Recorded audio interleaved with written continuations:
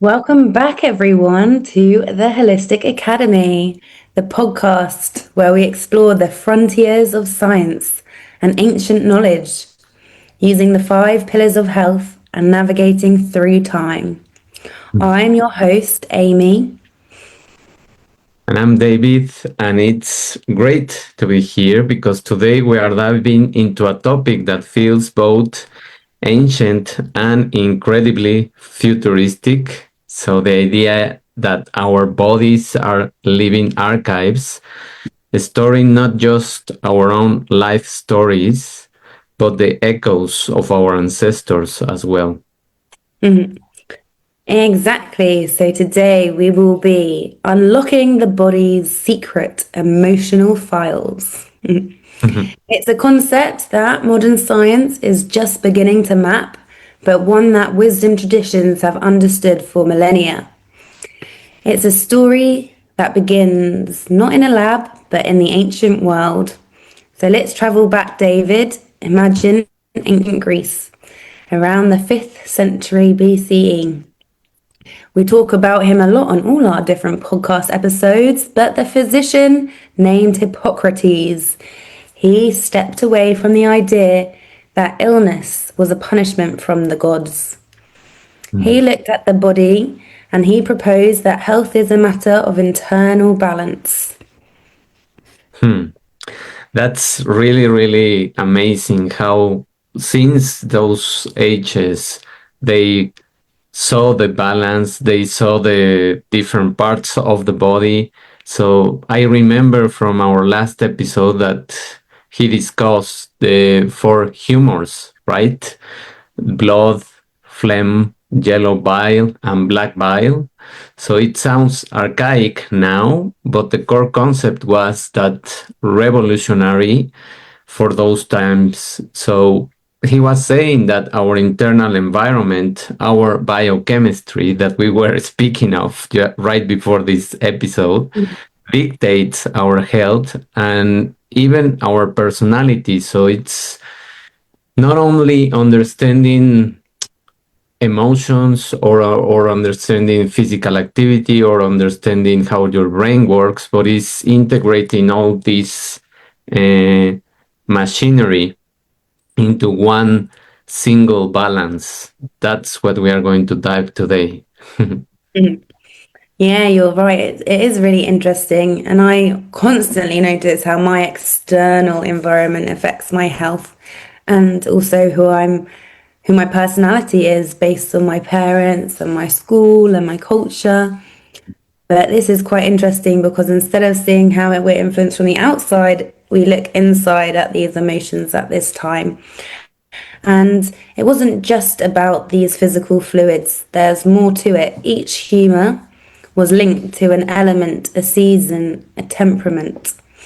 An excess of blood made you sanguine, which is cheerful and optimistic. So that might be a good one, hey? But too much black bile and you were melancholic, sad and introspective. The Roman physician Galen, he later formalized this, creating the system that now dominates Western medicine, and it has dominated for over 1,500 years. So we're still being influenced by it. He believed that emotions could literally change the composition of fluids in your body. So how you feel influences what's going on inside.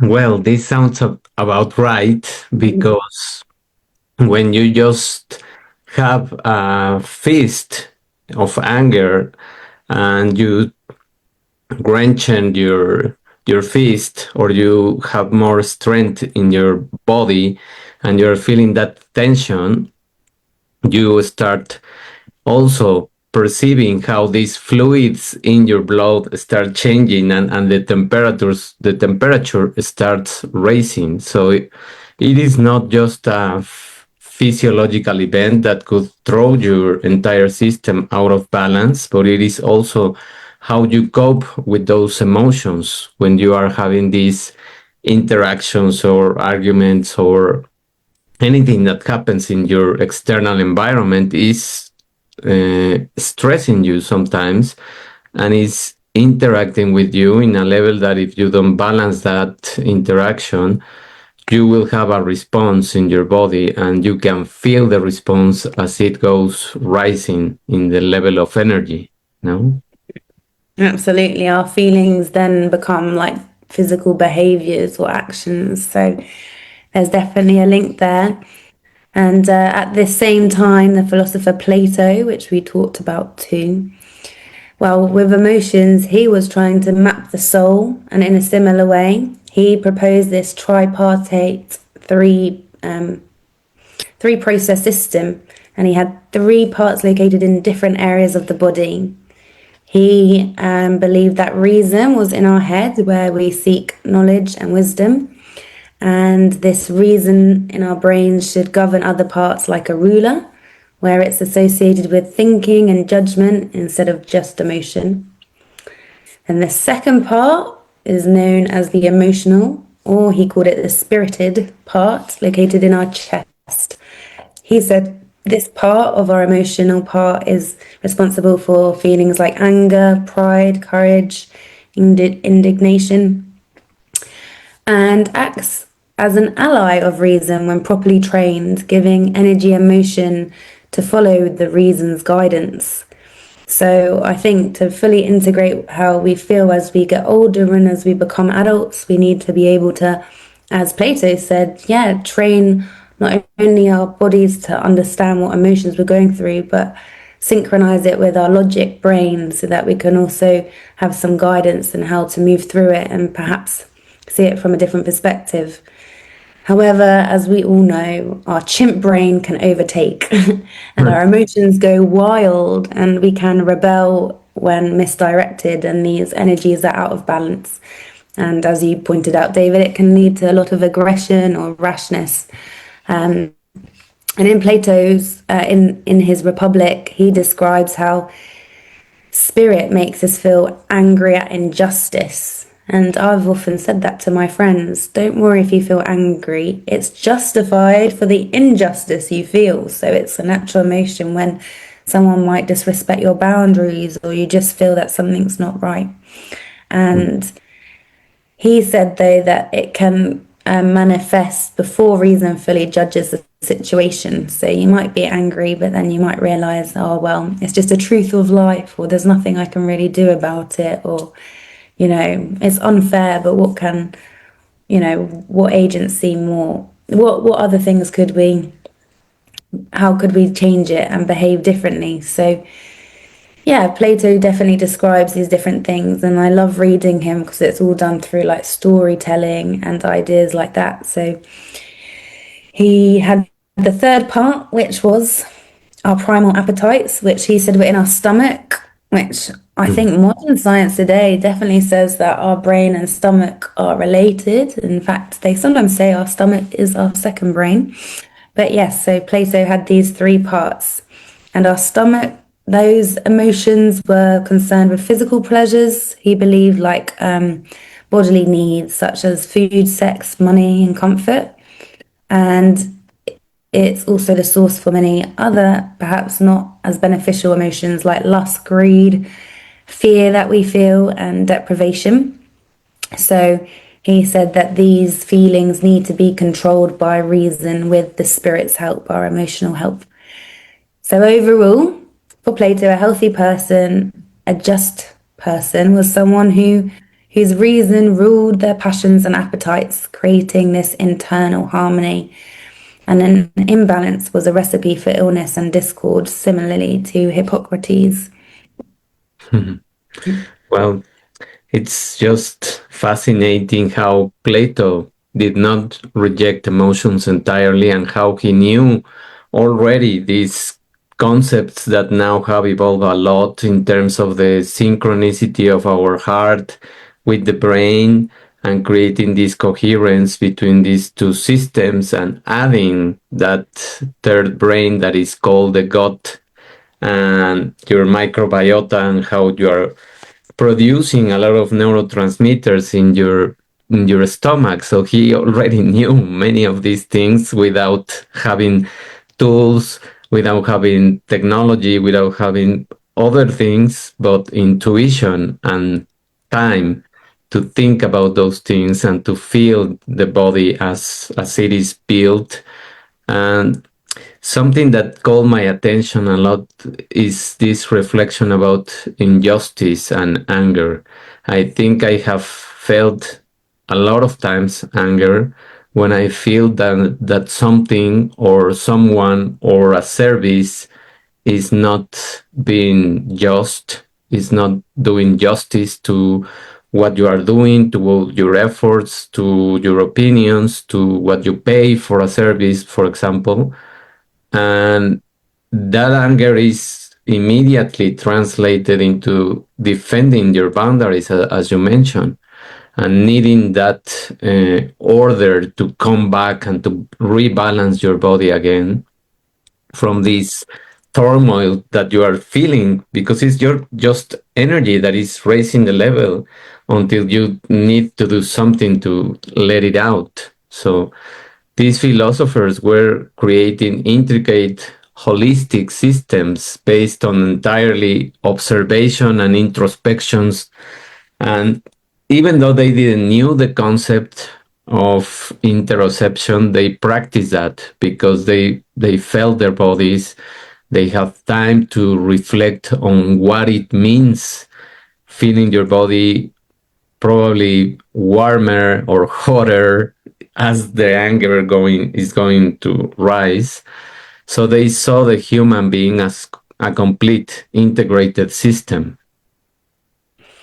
Exactly. It's pretty amazing that it's all connected together, as I think sometimes the doctors that I've been to kind of disconnect the heart and our mind and our physical symptoms from each other. But the ancient Greek wisdom seekers, they weren't alone in understanding the way our emotions work like this.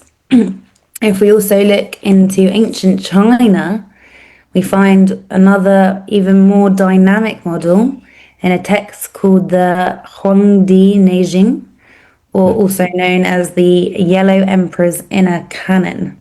And here the central concept isn't about balancing fluids, but about the smooth flow of the vital life force called qi. Hmm. That's really amazing because that chi that they were um, well reflecting and feeling is just this body as an energetic system. They also knew how this electricity is going around. This chemistry is mixed with the electricity of our body, so they mix it up in a concept called this chi, and how it fits also what we are going to hear in the later reflection, how it mixes the four elements of nature also. Yeah, I was absolutely amazed reading about the Chinese system on emotions. I don't know why we don't learn this at school or even at the doctors, but exactly, it sees the body as this energetic energy system.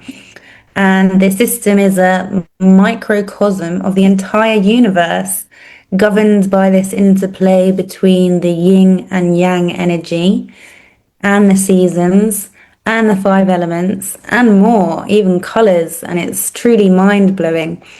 So if you think about the five elements being wood, fire, earth, metal, and water, well, they connected these elements each to our organs and our emotions. So the liver is associated with the wood element, and it's the seat of anger. Mm. So often the liver, you'll feel angry there. And I think a lot of people who get angry also drink a lot. And red wine is the color of the liver and the red in our body. So it's all linked, to see when it's disbalanced, what sort of addictions people go through. The heart is linked to fire and it houses joy. The spleen or earth is tied to our worry. The lungs uses the element metal and it's tied to grief. So if you're smoking, probably you're feeling a lot of grief in your body. And the kidneys are tied to the element of water and also to fear. So we can see that potentially when there's disbalance in our body, it's all due to the fact that our organs are out of balance too. So yeah, I thought it was really interesting. Let me give you another idea. So the lungs are with grief and sadness. It's been called the white color and associated with autumn.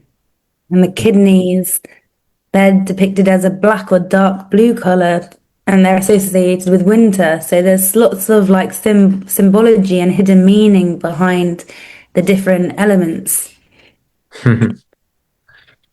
This is just amazing how these elements of the earth, elements of the universe are related to our bodies and to how we feel. And also these emotions, I think it's important that we uh, concentrate our minds into understanding that, for example, when we fear anger and frustration, this relates to the liver. When we feel joy and excitement, this is related to the heart. When we feel worry or we are overthinking things, this relates to our spleen.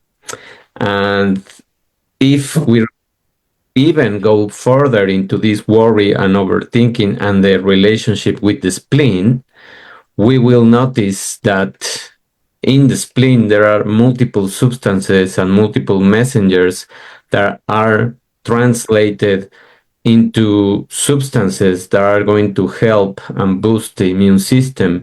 But if you are worried or if you are overthinking things, you by yourself, by the power of your thoughts, are depleting your immune system and are obstructing the release of these substances. So every time you feel this worry or overthinking, start relating it to or balancing with a breath of fresh air and just breathing deeply and reflecting about this worry and probably writing it down so that you can see that it's not so bad as your mind is making it. Also, grief and sadness, as you mentioned, people that smoke feel this kind of relationship with grief, or probably they have stuck grief inside of them that they haven't been able to release. And why are they feeling sadness? Why are they feeling sometimes lonely? And this is very, very easy to understand and to witness in life. Also, fear and anxiety. Well, your kidneys makes a lot of sense. When you are fearful, you want to go to the bathroom, usually, no, and you suffer this anxiety, and you are also doing something with your organs. So every time you feel an emotion, an organ is related. So this model, an emotion isn't just a psychological state, but it is also traced back to the origin in a specific organ and has a direct physical impact. So it is fascinating how it's associated with colors, with seasons, and that's why we also need to be mindful of what season we are living in and how we are changing our diet with the season, or how we are changing our emotions with the season as well.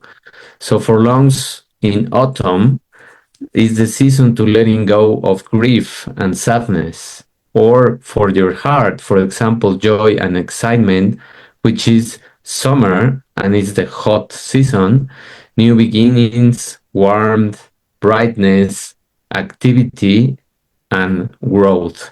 So we can relate these emotions and these colors and these seasons every time we think about them. It is amazing, yeah, to be able to integrate this knowledge, and it takes a much more holistic view. And as well, in terms of that energy, that chi you mentioned about the energy of anger where it rises in your body, and they agreed with that. Anger makes the chi rise, and fear makes the chi descend, and worry knots the chi. So that's quite a good reflection on how we feel inside our body. And it does show that then, yeah, how we worry isn't just in our head, it creates a literal energetic traffic jam in our body centered around our digestive system. Yes, I can relate to many of these interactions of our emotions, and using this system that is just a coding system, let's call it, of the season, the color, the organ. It's really easy to understand and relate that every emotion is a mirror of what people are experiencing. So stress and anxiety often manifest as stomach problems.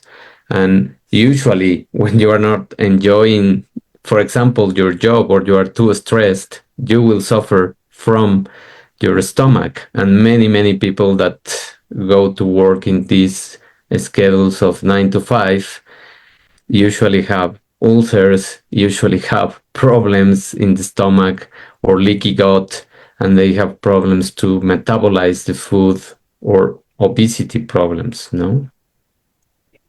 Yeah, it all relates. Well, it's fascinating looking at different sciences and knowledges from all over the world. I think it really gives a more holistic view as well when we look at learning about a particular topic. And yeah, let's also talk a little bit about ancient India. We often bring that on our podcast, as there's also a parallel system often noticed in their practices of Ayurveda, the science of life, and its sister science in yoga. In yoga, there's a lot of yogis out there, but they use a few different Sanskrit words where the vital force is known as prana, and health is determined by the balance of three mind body constitutions. So these are the doshas called vata, pitta, and kapha. And each is also a combination of the five elements, as we saw in the Chinese system. So it's funny how similar things evolved in the world at similar times, but in totally different locations. And yeah, in India, they said that the five elements govern specific physiological and emotional tendencies. A pitta type, governed by fire, for example, might be ambitious and intelligent, but an imbalance as well could lead to inflammation and irritability. So they found, what was the good relationship for each one, and then also what was potentially the out of balance relationship for each one. So our emotions are telling stories in our body every day. Yeah, they are indeed. And this is just another example of a system that relates the biochemistry of our bodies with a personality type that matches perfectly in terms of how these emotions that you are feeling when you really just closing your eyes and feeling it gives you the hint where, in what location, in what organ your emotion is traveling.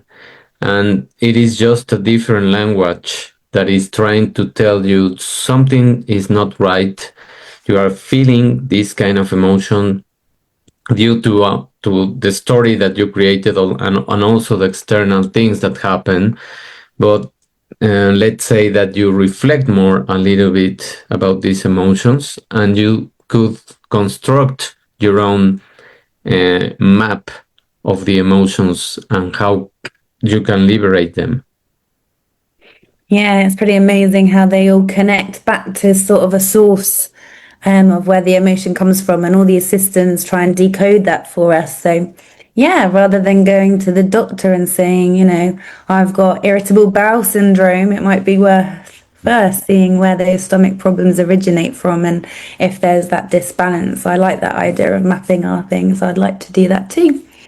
And yoga, as we mentioned, I think it's a great other practice to get in touch with our emotions, as it really speaks through the body with a different language. It maps almost the subtle body through the seven energy centers known as the seven chakras in our body. And each chakra as well is connected to physical systems like the nerves and glands, and also to our emotional expression, where it's connected to how we give voice to what we feel. Hmm. Yeah, I was just watching a documentary about the drawing of the human anatomy by Da Vinci, and how he has divided the body into different quadrants and triangles and squares and circles, and all these geometrical figures and the angles and the mathematics of this drawing is reflecting about the different levels of the chakras, and how he used to write or reflect in his journals in in the right way. I mean, writing in the proper way, let's say. And when he was trying to codify something into these texts and journals, he wrote the same things but with code in a mirror image of this journal. So he had a lot of wisdom that allowed many people that is studying these uh, pyramids in Egypt, that is studying the chakras, that is studying all these kind of ancient wisdom, to relate the concept and to understand that we are all interconnected with pyramids, with the moon, with the earth, with the sun, with these systems. So it's almost like each chakra holds its own emotional vocabulary. Wow, that's incredible, David. I love a little bit of Leonardo da Vinci, and yeah, he's so intelligent. He was a polymath. He learned about subjects from all different dimensions and lots of different subjects, and through that, gained a lot of insight and wisdom. So yeah, thank you for sharing. It's amazing. He also came up with a similar system like the chakras, and I think in yoga it also leads us to that beautiful concept of samskaras, which are subtle imprints left on our consciousness by every experience. So, all our experiences create the tapestry of who we are. They're little jigsaw pieces that build us together. And so we carry this strong emotional tone of the experiences and the words that have marked us. I think the Yoga Sutras of Patanjali describe samskaras as deep impressions, so almost like an emotional language carved into the psyche. So, yeah, it's a journey that we collect the emotions when we grow up into this big, mad world, but also, yeah, how we look at those and also use yoga as a way to move through those. Yeah, it's amazing how these concepts of India and the sutras, the samskaras that you are mentioning, have this concept of leaving an impression in your body, and the words that we use, the phrases that we construct, and the dialogues that we have in our mind, when we are ruminating and repeating them inside, even when we don't realize it, we are damaging our bodies and we are imprinting a message, and we are leaving these marks and we are leaving this emotional damage, um, to create an epigenetic mark that we will talk later about this modern science. Exactly. I think that's the real truth. When we get stuck in our emotional thinking, then the patterns of behavior repeat themselves and we get stuck in these cycles. And we just need to see the world from a different way or change our behavior to get out of the cycle. But that's, I think, part of our own evolutionary consciousness as well. Oh, the dog in the background is going a bit mad. Don't worry. So these inner Oh, phrases or patterns shape how we speak, react, and even how we name our emotions. So Patanjali says these impressions have no beginning, hinting They might come from past lives or perhaps from the emotional stories passed through generations. But yoga doesn't ask us to rewrite the story, it asks us to listen, to witness these emotional echoes without judgment. In that quiet awareness, the charged words lose their grip and the emotion beneath them finally softens and releases. So, if we start listening to our inner dialogues, to what we are reflecting about, this is remarkably similar to modern trauma therapy. So, it's the idea that the memory is held non verbally in the body's reaction. So, every time we repeat a phrase or create a story and we ruminate over this story, we are um, creating a sad movie inside of us that is going to be reflected in our body, in our systems, in our organs, and eventually we will have the symptoms because we are attracting those symptoms with the narrative that we created. Thank you, David. Yeah, exactly. And I'm sorry about the dog barking, we're all human here. Yeah, don't But worry. they were feeling their emotions of anger as they were fighting for their dental stick. So I think we will also touch on how animals experience their emotions too. But I love what you shared about like our ancestors and our DNAs because, our family, everything around us, it all creates this environment where we react with our different emotions in our bodies. And there's that idea of having an inherited legacy. I think a lot of people are trying to break generational patterns of behavior and generational curses that are passed down because they are traumas that perhaps we in our lineage haven't fully dealt with or healed. And that idea is central to a lot of indigenous and shamanic traditions all over the world. In the Native American worldview, there's no separation between the mind, body, and spirit. So they're a unified single existence, and an individual's health is inseparable from the health of their community in the land. So, yeah, it's a really, holistic way of viewing it, again, with that tripart system, but seeing it all combined together. And I think that sort of also combines the ancestral part of it as well. So within our own presence, the shamans believe that our ancestors are with us, living here together. And so you might notice as you move through life some funny things that remind you of your ancestors or your grandparents, and they could be giving you some messages of wisdom or love and support. And shamanic healing as well, it's always operated on the understanding that your unresolved traumas are energetic burdens carried in a bloodline, in fact. So that gives an ancient context for what we now call historical trauma. And it's that collective, well, the cumulative collective wounding that persists across generations in a community that will have suffered a catastrophe like genocide or forced relocation or oppression, war.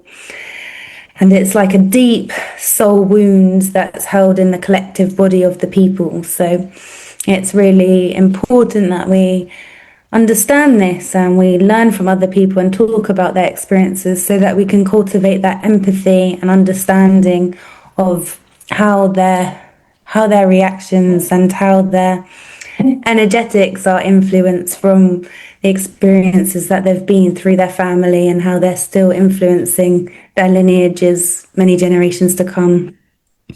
Yeah, I love that concept about this collective wounds that many cities, many countries are now experiencing, and we are seeing it still in Israel, the conflicts in Pakistan, in Afghanistan, all of these, let's say, Middle East countries. They have a lot of conflicts over the years, and they have a lot of history, ancient history, and emotions that are trapped there. So if we really relate to this concept and we see it in an unfolding way and we relate to each other instead of not understanding what is happening with each of us, we will be able to heal each of us and then heal our families and then heal the community. So we expand the healing circle and we clean our DNA, and we collectively we can help to clean the health of this community. So Western science a lot of times has dismissed this concept and this metaphor, and that's why we are suffering. That the big turning point, the great split, really came in the 17th century with French philosopher René Descartes, that we are also mentioning in several episodes. So he said, I think, therefore I am, which gave us this mind-body dualism and the idea that the mind was an unextended thinking substance and the body was a material machine. So they were separate. And while that allowed for incredible advances in anatomy and surgery, it effectively exiled the mind from the study of the body. And now we are merging everything again, and we are trying to encompass these previous concepts from Greeks, from China, from India, and all of them have treated the body as an integrated system. Well, it might be for you, David, but it's still not for Western medicine in the UK. I think when I go to the doctors, we just go to any doctor where we're located. So often that's not been the same doctor that's been with us from birth. So they're not really familiar with our family or family history or our emotional dispositions. In fact, most doctors prioritize the physical symptoms first, and then only after they might ask about the family history and personal history. But rarely do they ever associate our physical symptoms with the psychological. Even though, as you said, the science and the research still proves it's true, it's still far behind the health system, definitely in the UK. There's still, even if they acknowledge the mental health being such an important part of how we feel, how we function, if we're able to go to work, there's still over a year waiting list in the British health system to be able to see a number of people for talk therapies and appropriate treatment. So the pharmaceutical route, where we're actually numbing the problems, we're not thinking and feeling through the emotions. A lot of the times we're just being prescribed pills to try and numb us so that we can cope with daily life. And one time the doctor told me they measure the success rate of this intervention with people going back to work. So for me, it doesn't show that the pill cured your emotion or healed your family trauma. It just shows that they've numbed the pain and got you back to work, which I think is perhaps even worse. So take a little while longer, I think, till we catch up and realize that the psychological and the physical are together.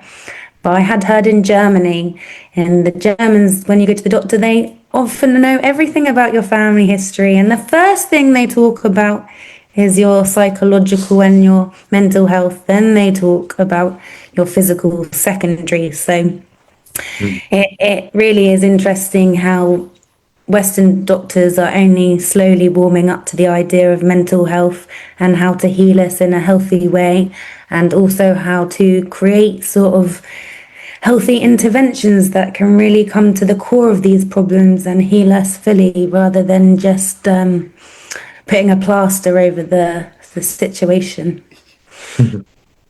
Yeah, I also relate to these kind of experiences here in Mexico, because we also have these kind of doctors that, for me, I mentioned in an episode that I do sometimes in the Spanish version of the podcast.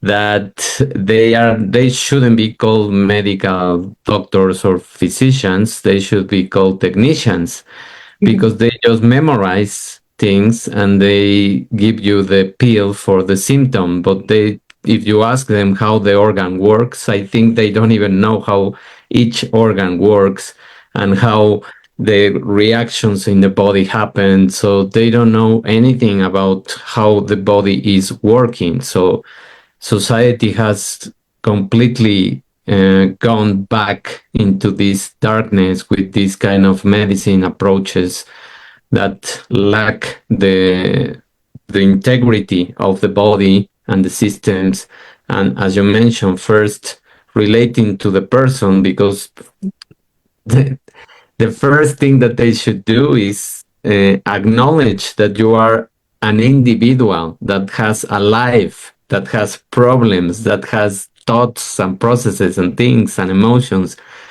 If they don't even acknowledge that, they treat you as a machine that they want to fix. Of course, that they are going to give you a pill, because it's like applying oil to a machinery that is making noises. So, of course, you are going to do something to fix the machine so that it doesn't make noise. No, instead, a mechanical machine.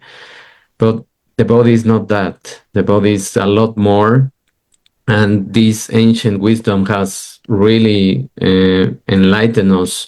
So since, for example, Descartes, it has taken us almost 300 years to start putting them back together, these pieces, and that makes me think that Franz Alexander, in the early 20th century, the father of psychosomatic medicine, he was a psychoanalyst who started systematically linking these specific unconscious emotional conflicts to specific physical illnesses like ulcers or hypertension. And he was building the first modern bridge between what we feel and how it reflects in the body. So humans are really complex, but we are certainly whole, and our bodies are all linked to different systems. And I am sure that different therapies may resonate with different people. So let's talk about the research in animals for a bit. Yeah, I also relate to that psychosomatic thing, though, showing that, like, when you're embarrassed, your cheeks blush and Mm, things like that. It really is an important way of understanding our inner, deeper emotions and traumas. But yes, thinking about animals, then it makes me think about Peter Levine, a pivotal character in the 1970s, where he made a profound observation that animals in the wild who face constant threat rarely get traumatized. mm, And why? Because the threat passes and they're able to instinctively discharge that massive burst of energy, that survival energy from their nervous system, because usually they're running away from the danger. So they're getting it out of their bodies, or they shake, they tremble. You might see animals take deep breaths. So actually, they're naturally wired to move through these emotions. mm, Humans, unfortunately, when we grow a prefrontal cortex in our brain, we can often suppress our instinct of moving through our emotions. And of course, there we might often fight, flight, or freeze, as everyone has potentially heard before. And Levine's great insight was that trauma isn't the event itself, but it's the energy that gets trapped and frozen in the body afterwards. So that trauma is that body when it's still stuck on a high state of alert long after the danger's gone. So we haven't processed it. And for me, that's a bit like in society now. We have a lot of fake threats. We have threats from our teachers at school or our bosses at work that if we don't complete something, there's a deadline or you'll be struck off or punished. And we get a fake threat from our parents shouting at us when they're feeling potentially dysregulated. And we get fake threats from negative news stories. So unfortunately, our body is high in stress, high in alert, has high cortisol, and we aren't processing things naturally, like having a quick run or shaking it or having a release and reset, like a bear would in the wild. You know, if it Mm. was chasing you, then and you scared it back, it would also, you would both try and run away and discharge that energy together. So we need to learn as a species how what's a real threat and what's a fake threat, and also when we're feeling that state, how to move through that intense high level of emotion. Otherwise, when emotions get stuck, it leads to dis-ease. And I think coming back to the human body, David, we must talk about that amazing book, The Body Keeps the Score by Bassel van der Kolk. He synthesized decades of research and he showed how humans, instead of this, these traumas and these events and all the emotions get stored in our body. Yeah, absolutely. I have read that too, about how the body is keeping these emotions, as we don't express them, as we don't have any physical uh, release of these emotions like the animals.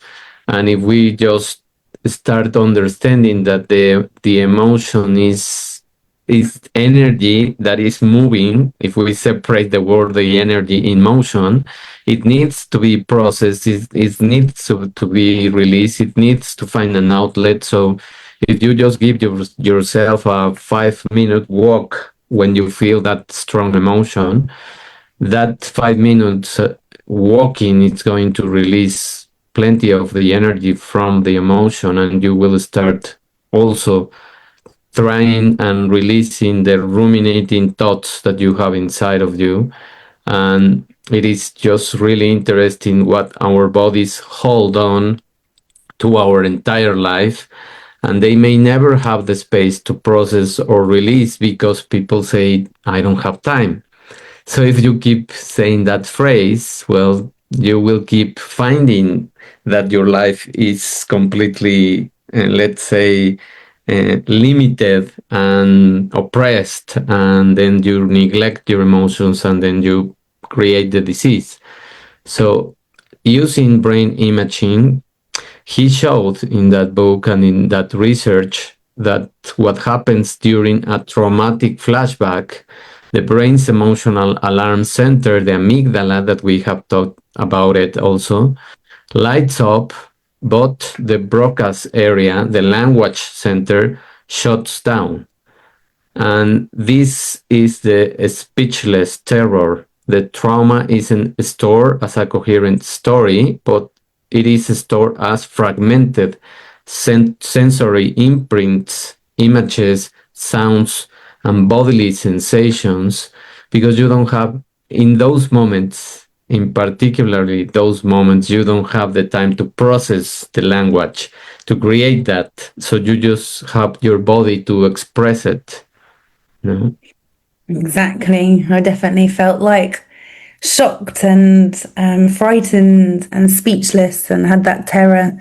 Sometimes I get it in my dreams as well. Mm, But yes, sometimes there's no words for it. It's just a feeling. And I think that's why sometimes talk therapy isn't enough.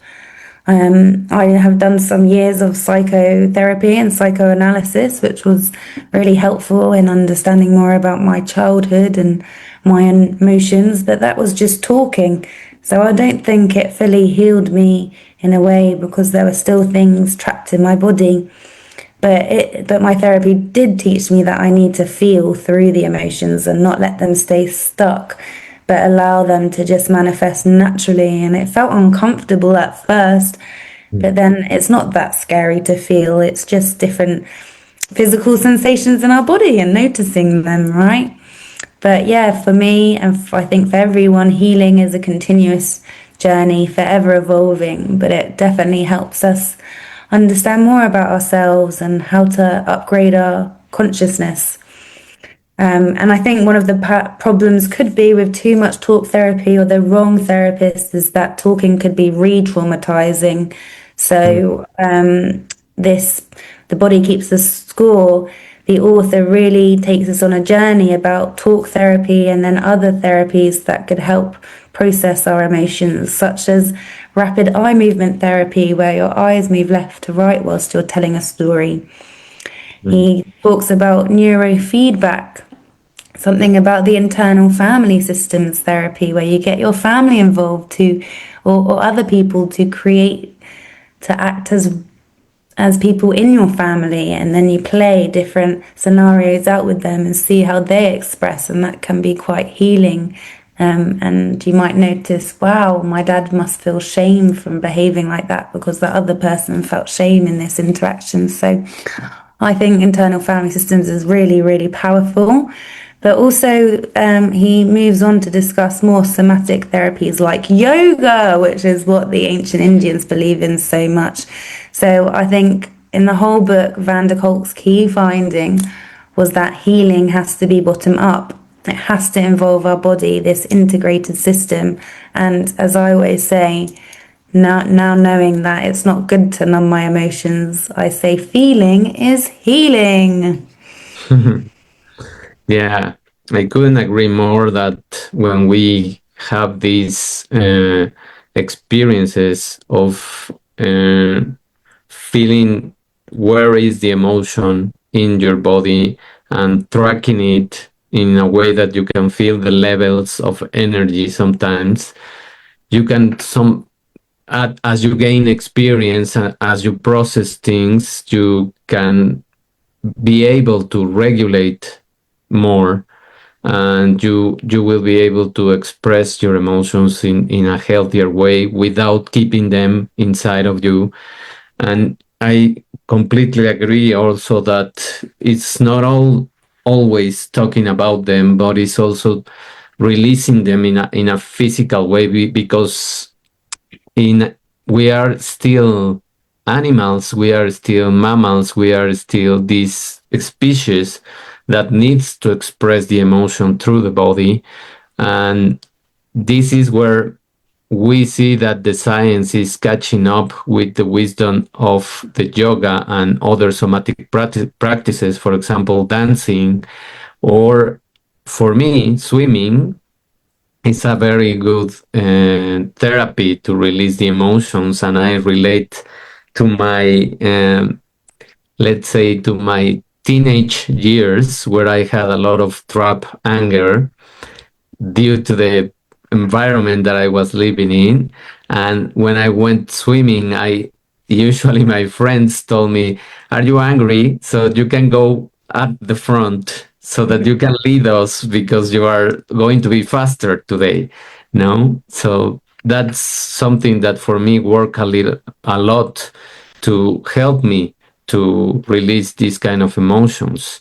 And this is also related now, and we understand now these biochemical pathways, and we are linking now this pure science and these specific molecules and messengers and all this magical alchemy that we have inside of us with the field of psychoneuroimmunology. So this science maps the constant dialogue between our brain and our immune system, just like these ancient cultures were related. So this is where the Greeks humor get a 21st century update. Let's say we are updating our apps of understanding the mapping of the biochemical processes.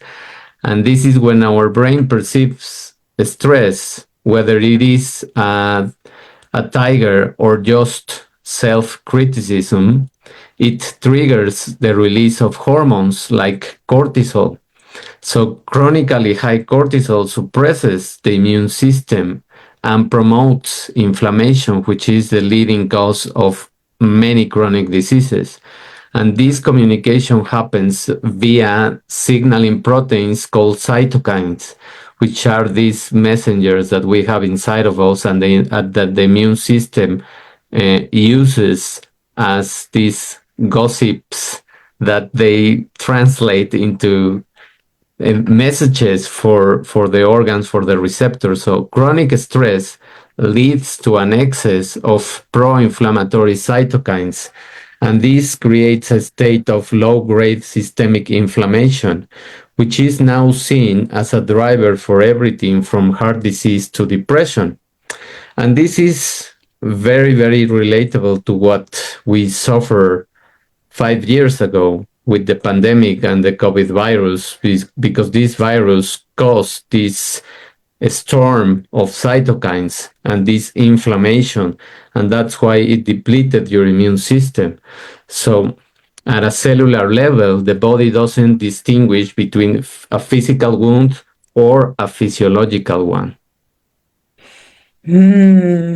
Really interesting with those cytokines and how it depletes our immune system.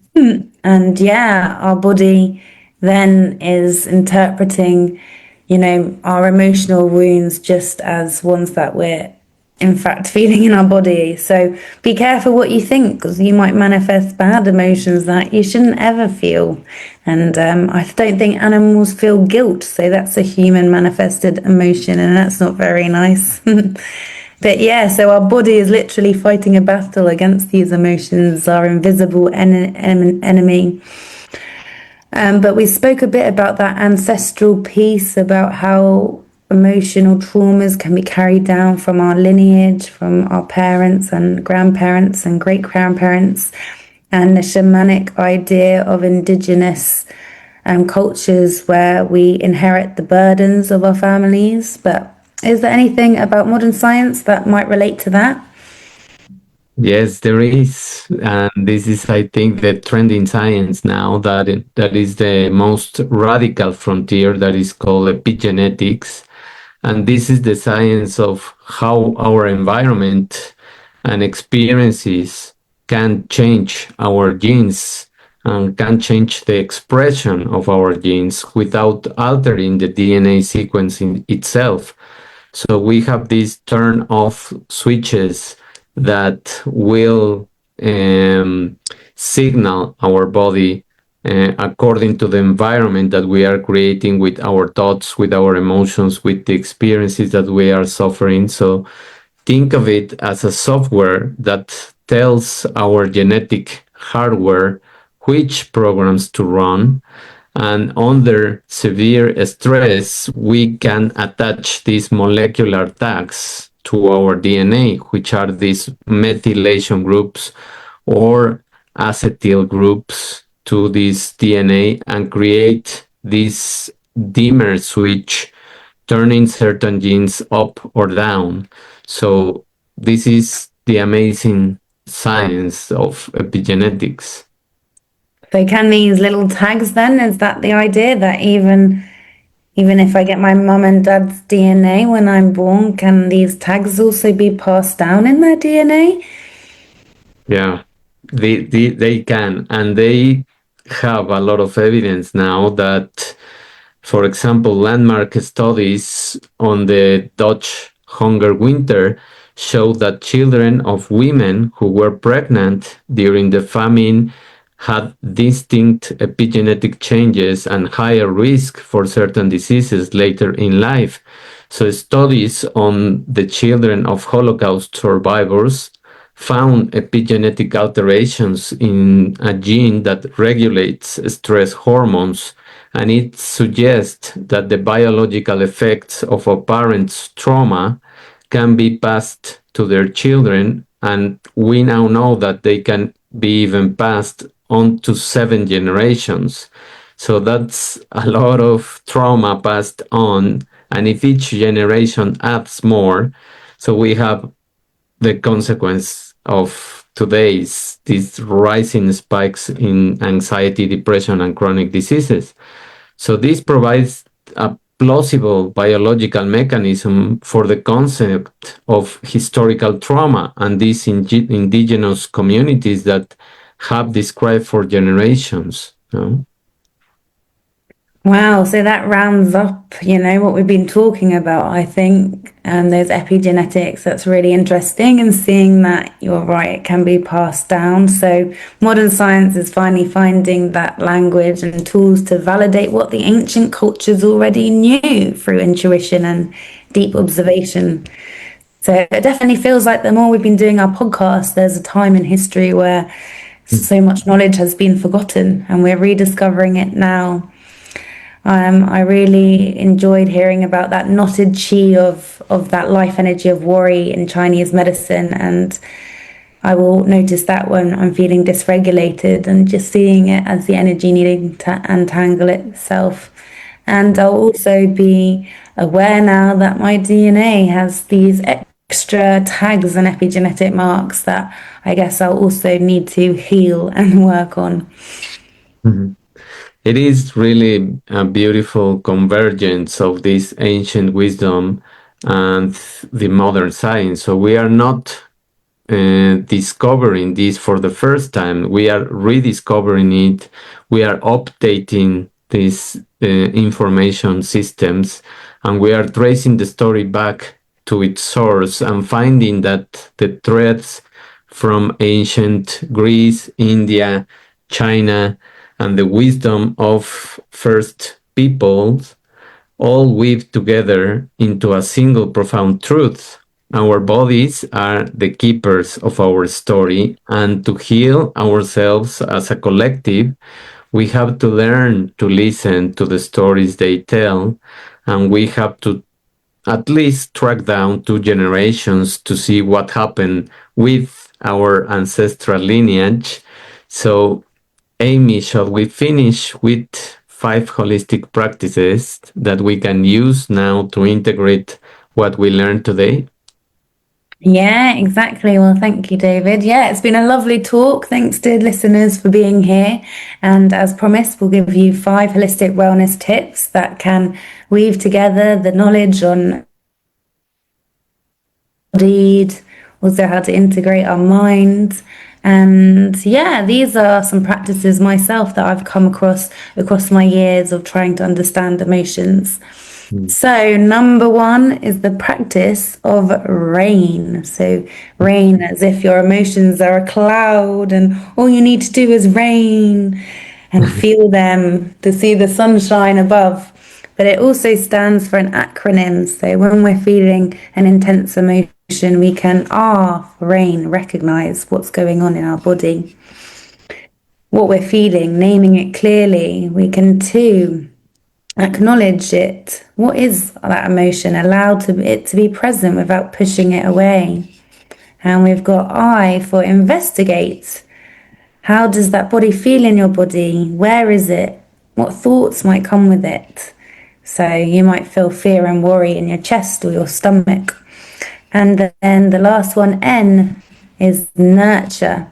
So this is about finding the kindness to be with yourself in that emotion and offering care to that emotion. So then often then the emotion sort of dissolves and disappears. So I've found this really helpful, and over time this idea of rain can teach you emotional literacy, self-soothing, and help you find a compassionate conversation. So this was a mindfulness tool that was developed by Tara Brach, and it's a really great way to help us respond to difficult emotions with compassion instead of resistance. And if you resist your feeling, it persists. That's another one. Keep resisting and it persists. It's going to keep persisting. So you do want to feel through the emotions. Number 2, this is great for yourself, or even if you have children, is to teach and learn emotions through storytelling. So you can find some really good authors and books who use stories that explain and normalize feelings, but also might take you through a journey of despair and disempowerment and fear to courage and determination and motivation and fearlessness and self-belief. But also reading these books can become equally healing for us as adults, because we ourselves can learn from the book and become more emotionally intelligent and resilient. And it also might open up a conversation with your child in bed. They might be able to relate to the story in the book and say, "Oh, I felt like that, Mum, last week." And then they might allow you to hear about their day and their story and allow them to feel through their own emotions. So I think storytelling is a great way to build that emotional intelligence and resilience by turning experiences into language, meaning, and connection. Now, the third technique is EFT, emotional freedom tapping. If you haven't tried it, go on YouTube, search up. I was amazed when I came across it. You can self regulate yourself. You don't need a therapist. Woohoo! Just by tapping on our faces and on body parts. So I really like doing it and tapping through difficult emotions and then remembering to deeply and completely love and accept myself through it and tap in some positive affirmations. It's a gentle self regulation practice that combines psychology with the meridian system for Chinese medicine, those acupuncture points. So, in fact, you start touching and tapping away at different acupuncture points around your body, and that moves the energy around and amazingly calms your nervous system. So, when I'm worried before a speech, or in the earlier episodes before I started my podcast, I would get in front of a mirror and tap away some of the emotions and empower myself with how I wanted to feel. So I won't tell you more about it, but I really want you to go on YouTube and have a look for one. And it helps guide you through things to say, even though I'm anxious, I deeply and completely love and accept myself, knowing that it's completely okay to have an emotion, but it's a really simple way to release an emotional charge and actually move it through the meridian points, move that energy through our body. Emotion is energy in motion. Okay, so the fourth one is integrate yoga. We talked about that, and that book, The Body Keeps the Score, that was really pivotal in promoting yoga as a great way to connect with your emotions. It's something that connects us to breath, body, and also higher awareness. And in this way of moving with our body, we can slowly release stored emotions, bringing harmony into the nervous system. People are scared of yoga, but honestly, it's just gentle stretching. There are many different types of yoga, but I would start with that one. And also mindful breathing. And sometimes at the end, you get a nice little sleep or nap or reflection. So I think yoga is a great way. And, you know, when I'm feeling upset or frustrated, just sitting in that pose, I feel like I can have a breakthrough and I can feel it out and move through it. You can also focus on poses that ground you if you're really emotional in yoga, that help, you know, also reset your nervous system. These are like child pose on the floor or an energize like warrior two, depending on what what your emotions need that day. And number 5 is journal and meditate and reflect on emotions. I once was so angry at my boss, I had to come home and do a whole hour meditation on the sofa, in stillness, mind you, but I went through that anger, I did, and I sat with it, and I let it breathe, and I held it, and it slowly disappeared. Well, it took a while for that one to disappear, but it's great to do writing and meditation. They give emotions a space to breathe and a voice, and that can help translate inner experience into language and presence. With your journal, you could write down one emotion each day, just one that you want to know more about. And the same with meditation, you could just sit there and observe a couple, one or two emotions, or simply just observe the thoughts and feelings that come up without judgment. And these practices develop clarity, acceptance, and emotional fluency, turning some daily reflections into a gentle healing exercise. Mhm. Well, those are really, really great tips, Amy. Thank you for sharing those and also the techniques and how to use them. And I just think that to wrap up completely this topic and to have a really big picture of everything, we shouldn't leave out empathy, because this is the ability to understand and share the feelings of another person. And I think that the world is lacking a lot of empathy right now. So it goes beyond sympathy, which is just the feeling for someone. And by actively connecting with the emotional experience of other people, sensing what they feel, and ideally responding in a supportive way, we will be able to understand what is happening. So, key aspects of empathy are emotional recognition, which is noticing what someone is feeling, perspective taking, which is understanding their experience from the point of view. So, it's, as they say, using their shoes and walking at least not a mile, but let's say some steps in their shoes so that you can take the perspective of how they are feeling. Having a compassionate response, so that's offering understanding, support, or just the presence without judgment or trying to fix the emotion. Empathy is equal to feeling with someone.